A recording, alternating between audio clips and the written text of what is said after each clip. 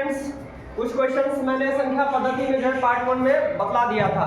मेरे हिसाब से बहुत सारा पॉइंट आपको क्लियर कर दिया था मैंने पिछले वीडियो में, और कुछ और जो बाकी बचा था मैं उसको जो है आज क्लियर करने वाला हूँ। तो बढ़िया से आप लोग जो है देखिए, नीचे दिए गए कथन सत्य है या असत्य, कारण सहित उत्तर दीजिए।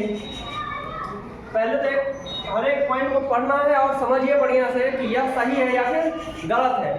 अगर हम उसको सत्य मान रहे हैं तो क्यों मान रहे हैं, अगर असत्य मान रहे हैं तो क्यों मान रहे हैं, ठीक है ना।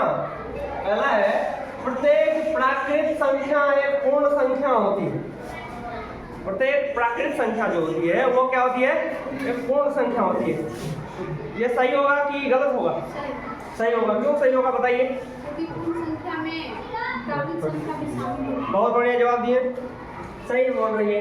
देखिए, प्रत्येक प्राकृत संख्या, तो प्राकृत संख्या गिनती की संख्या होती है नहीं, और गिनती की संख्या कहाँ से स्टार्ट होती है? 1 से। और पूर्ण संख्या कहाँ से स्टार्ट होती है? 0 से। यानी कि पूर्ण संख्या के अंदर प्राकृत संख्या आ गया नहीं, तो कह रहा है कि प्रत्येक प्राकृत संख्या एक पूर्ण संख्या होती है। तो बिल्कुल सही बात है, पूर्ण संख्या 0 से स्टार्ट होगा और प्राकृत संख्या 1 से स्टार्ट होता है।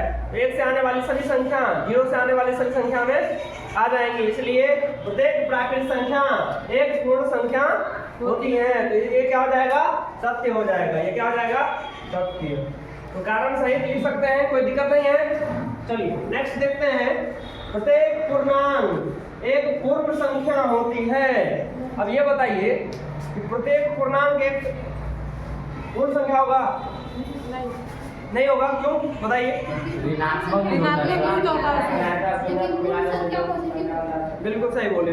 पूर्ण संख्या चूंकि 0 से स्टार्ट होता है और दाएं साइड यानी पॉजिटिव संख्या होती है, धनात्मक संख्या होती है।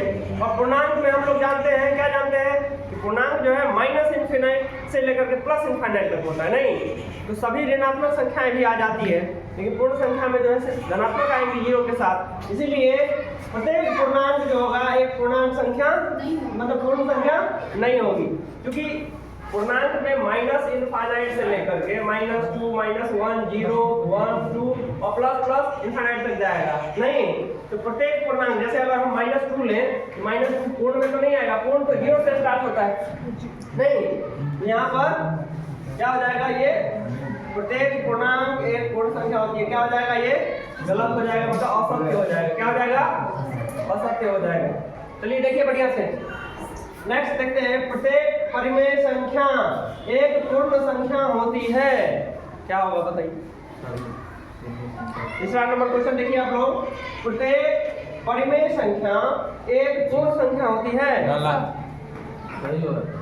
नहीं, गलत होगा। प्रत्येक परिमेय संख्या पूर्ण संख्या हो सकती है। तो बताइए, एक्सप्लेन कर सकते हैं आप इस चीज को? 0 से परिमेय संख्या होगी तो ठीक है। अगर मैं 4/5 ले रहा हूँ तो क्या होगा? वो परिमेय संख्या होगा, पूर्ण संख्या नहीं होगी। वही तो कह रहा हूँ, गौर से समझिए कि यहाँ तो क्वेश्चन कह रहा है कि प्रत्येक परिमेय संख्या एक पूर्ण संख्या होगी, नहीं होगा ना।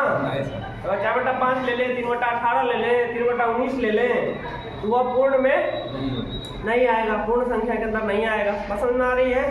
चलिए, ऑलरेडी और निगेटिव भी तो ले सकते हैं। मान के लिए अगर हम पॉइंट में ले आए, पॉइंट में ले आकर के सर हम उसको पूर्ण बना लेंगे या फिर जो कुछ भी करेंगे, तो निगेटिव में अगर हम -3/5 ले लें तो नहीं होगा, वहाँ परिमेय के तहत आ जाएगा अवास्तविक के रूप में, लेकिन वहाँ पर पूर्ण नहीं होगा। बस समझ आ रही है? तो यहाँ पर प्रत्येक परिमेय संख्या एक पूर्ण संख्या नहीं होती है, या फिर क्या हो जाएगा? असत्य हो जाएगा नहीं। कारण आप समझ सकते हैं, उसको लिख भी सकते हैं, या भी आपका असत्य हो जाएगा, ये गलत हो गया है, सत्य नहीं होगा। प्रत्येक परिमेय संख्या एक पूर्ण संख्या नहीं होती। नेक्स्ट देखते हैं, प्रत्येक अपरिमेय संख्या, प्रत्येक अपरिमेय संख्या एक वास्तविक संख्या होती है। बताइए, सोच समझ बताइए। Yes sir.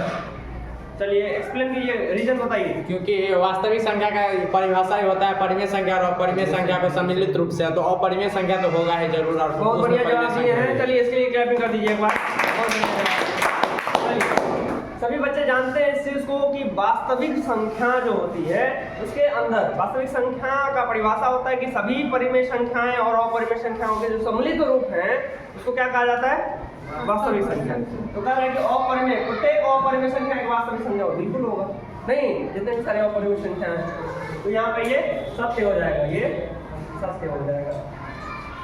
चलिए, संख्या रेखा का प्रत्येक बिंदु रूट अंडर m के रूप का होता है, जहाँ m एक प्राकृतिक संख्या है। मान के चलिए अगर रूट 5 ले लें या फिर रूट 4 ले लें, तो संख्या रेखा का प्रत्येक बिंदु इसी के रूप में होगा।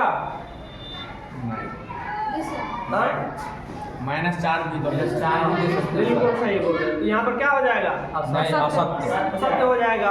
अगर हम माइनस रूट अंडर हम 4 या फिर 5 ले लें, वहाँ पे तो फिर असत्य हो जाएगा वहाँ पर। नहीं, संख्या रेखा पर का प्रत्येक बिंदु जो है वर्गमूल के रूप में नहीं लिखा जा सकता है, क्योंकि अगर नेगेटिव में लेंगे तो यहाँ पर सीधे बैक में चला जाएगा, उसका एग्जैक्ट तो आपको वर्गमूल निकलेगा नहीं, जिसको हम संख्या रेखा पर दर्शा सकते हैं। समझ आ रही है ना? इसीलिए संख्या रेखा का प्रत्येक बिंदु जो होगा रूट अंडर m के रूप में नहीं होगा। क्लियर है? चलिए नेक्स्ट देखते हैं। तो ये क्या हो जाएगा? असत्य। असत्य हो जाएगा, ये असत्य हो जाएगा, असत्य। नेक्स्ट देखिए, प्रत्येक वास्तविक संख्या एक अपरिमेय संख्या होती है। असत्य। असत्य होगा ना? जी सर। क्यों होगा?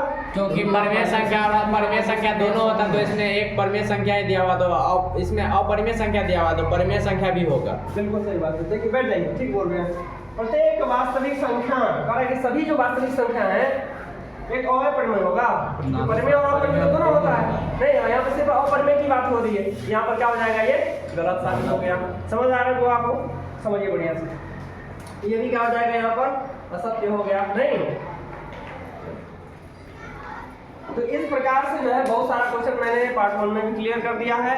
बहुत बेहतरीन ढंग से उसको समझाया है, बेहतर से उसको समझिए, पढ़िए। और कुछ क्वेश्चंस बाकी रह गए थे मेरे माइंड में, तो इसको और जो है क्लियर करना कोशिश किया है मैंने। देखिए तो बढ़िया से समझ जाइए। नेक्स्ट क्वेश्चन आपको एक लिख दिए, परिमेय संख्याओं 5/7 और 9/11 के बीच 3 अलग अलग अपरिमेय संख्याएं ज्ञात कीजिए। मैंने पिछले वीडियो में भी बता दिया था और आप लोगों को समझा दिया था कि 2 परिमेय संख्याओं के बीच में जो है अनंत परिमेय संख्या आ सकता है। 2 परिमेय संख्या के बीच में अनंत अपरिमेय भी आ जाएगा, कोई दिक्कत नहीं है। कैसे फाइंड करेंगे? चलिए, 5/7 है और 9/11।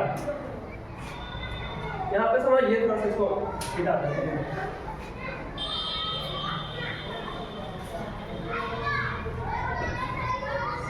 यहाँ पे समझिए कितना दिया है? 5/7 है और 9/11।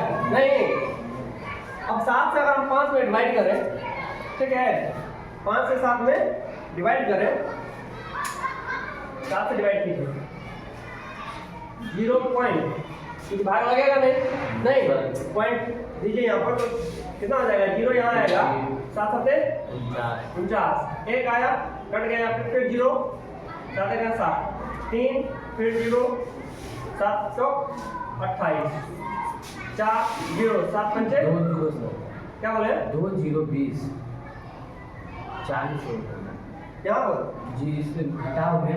हाँ, 30 में से 28 गया तो सर 2, ठीक है, सही बोल रहे हैं। तो यहाँ पे 2 1 कट गया तो 0 हो गया, फिर यहाँ पे क्या हो गया? 7 दूना 14, ठीक है ना?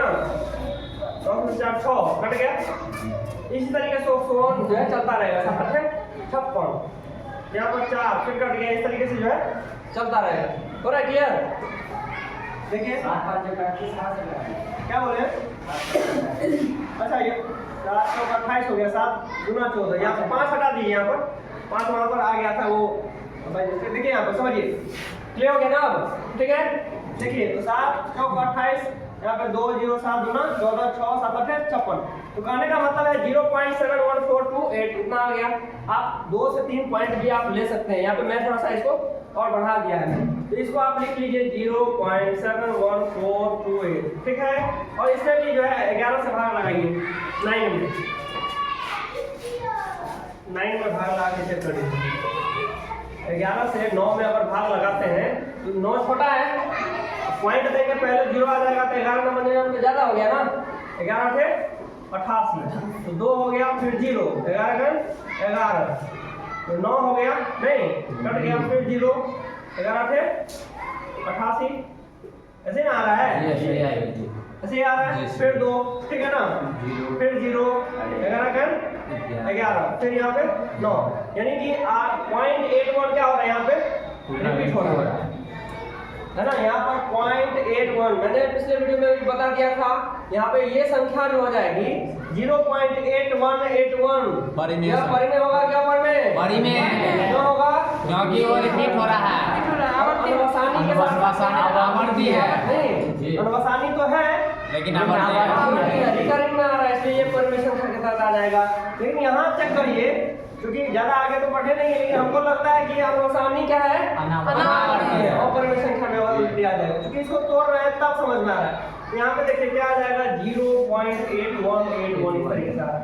अब इसके बीच में देखिए, क्योंकि मात्र 3 परिमेय संख्या हमको जो है फाइंड करने के लिए कह रहा है, आप दो भी ले सकते हैं, तो 0.71 और 0.81 के बीच में नहीं आ जाएगा, कुछ भी आप ले लीजिए, 0.7 2 3 4 5 0.74568 कुछ भी ले सकते हैं, 0.78254 कुछ भी जो है आप ले सकते हैं। बात समझ आ रही है? 0.71 इतना से लेकर के 0.8181 के बीच में अनंत अपरिमेय संख्या जो है निकल जाएंगी, जिसमें से मात्र 3 आपको जो है फाइंड करना है।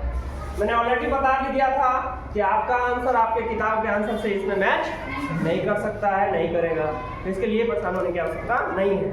क्लियर है? चलिए एक इससे जुड़े एक और क्वेश्चन मैं क्लियर कर देता हूँ। एक अपरिमेय संख्या जब फाइंड करना रहेगा, जैसे मान के चलिए बोलेगा कि 2 और 3 के बीच में, 2 और 3 के बीच में एक अपरिमेय संख्या फाइंड करिए, तो इसके लिए एक फॉर्मूला आता है। फॉर्मूला को पढ़े हैं? क्या पढ़े बताइए? Root under A B. बहुत बढ़िया। देखिए, तो अपरिमेय संख्या फाइंड करने के लिए एक फॉर्मूला आता है, जब एक निकालने की बात होगी तब। वैसे बहुत सारा निकालना है, मैंने बता दिया फॉर्मूला क्या तरीका है, ठीक है।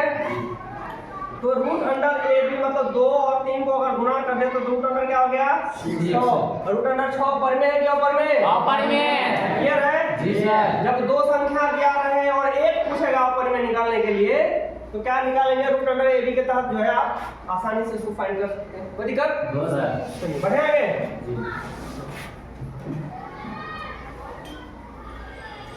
एक एक क्वेश्चन को क्लियर कीजिए, और मुझे नहीं लगता है कि अगर इस वीडियो को आप देख लिए तो संख्या पद्धति से रिलेटेड कोई भी क्वेश्चन आपको शेष रह जाएगा। क्या सही है? जी सर। बाकी रह गया और कोई क्वेश्चन तो आप अराइज कर सकते हैं।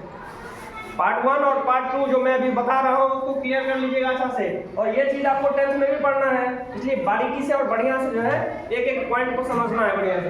देखिए क्वेश्चन नंबर 3, 8 रूट 15 को 2 रूट 3 से क्या करना है? भाग देना है। नहीं, तो भाग देने का मतलब यहाँ पे बट्टा हो जाएगा। भाग का मतलब क्या हो गया? बट्टा लिख सकते हैं, 2 रूट 3। 2-3 तरीका है, इसको आसानी से हम इसको काट सकते हैं। 2 चौका 8 4, इसको हम 3 पंचे 15 के टर्म हम काट सकते हैं। 15 को 3 पंचे 15 काट सकते हैं, मतलब रूट 3 गुना रूट 5 लिख सकते हैं ना। जी सर। 5 या 15 बट्टा रूट 3, क्योंकि सब मल्टीप्लाई नहीं है। और एक चीज याद रखिएगा, 4 रूट 3 जैसे मैंने यहाँ पे लिखा है, इसके बीच में कुछ साइन नहीं ना है, नहीं है का मतलब कौन सा साइन होगा? गुना का साइन। कुछ नहीं रहे मतलब मल्टीप्लाई का साइन है यहाँ। तो रूट 3 से रूट 3 कट गया, क्या बचा हुआ? 4 root 5। This is the answer. नहीं? जी सर। क्लियर हो गया? यहाँ पर क्या करना है, यहाँ पर एक चीज आप और कर सकते हैं। यहाँ पर देखिए, जैसे मैंने काट दिया 2 चौका 8, दूसरा तरीका क्या है 4, और ऊपर नीचे है, यहाँ पर रूट नहीं है, एक ही बार आप इसको क्या लिख सकते हैं? 15/3 ऐसे भी लिखा जा सकता है, कोई दिक्कत इसमें नहीं है। तो 3 पंचे 15 काट दीजिए डायरेक्ट, यहाँ पर ही आपको 4 रूट 5 आ गया आंसर। आगे बढ़ने की आवश्यकता भी नहीं है। क्लियर हो रहा है? एक क्वेश्चन और है, देख लीजिए। चलिए क्वेश्चन नंबर 4, 125 -1/3 है। नहीं, तो सरलतम रूप में लिखें। अब समझिए, यहाँ क्लियर कर देता हूँ। 125 किसका क्यूब है? 5 का। 5 से 25 और 25 पंजे 125। यहाँ पे हम इसको लिख सकते हैं 5 का पावर क्यूब। जी जी सर। सर। पूरा होल टू दी पावर क्या लिख सकते हैं? माइनस 1/3। कोई दिक्कत नहीं है? नहीं सर। पिछले पार्ट में मैंने क्लियर कर दिया था इसको। देख लीजिए, a का पावर में m, अब पावर में अगर n है तो a का power n Guna n। a का पावर m गुना n। m के जगह मान के चलिए 3 है और n के जगह -1/3 है, तो दोनों को मल्टीप्लाई कर देना है। तो करिए तो 5 का पावर 3 गुना -1/3। 3 से 3 क्या हो जाएगा? कट जाएगा। कितना निकला? 5 का पावर -1। और देखिए ये भी बताया था मैंने, अगर a का पावर -1 रहे 1/a। 1/a। a का पावर -2 रहे 1/2। a के पावर 2। a का पावर 2 मतलब a स्क्वायर आ जाएगा, जितना रहेगा प्लस में आ जाएगा। अगर हम व्युत्क्रम करेंगे तो नहीं। क्लियर हो रहा है? जी सर। इसको बराबर में 1/5 लिख लीजिए। This is the correct answer. Clear है? तो इस प्रकार से मैंने संख्या पद्धति 9 का जो है क्लियर कर दिया है। विशेष कोई भी हो, आगे जो है बहुपद का जो है नेक्स्ट मैं क्लियर करने वाला हूँ। तो एक एक जो है क्वेश्चन को बढ़िया से बारीकी से समझिए। अब जो है फिर नेक्स्ट वीडियो में मैं वीडियो का धीरे धीरे बहुपद का क्लियर करने वाला हूँ। ठीक है? तो कैसा लगता है आपको मेरा पढ़ाने का जो शैली, कमेंट में जरूर बताइएगा बच्चों। ठीक है? धन्यवाद।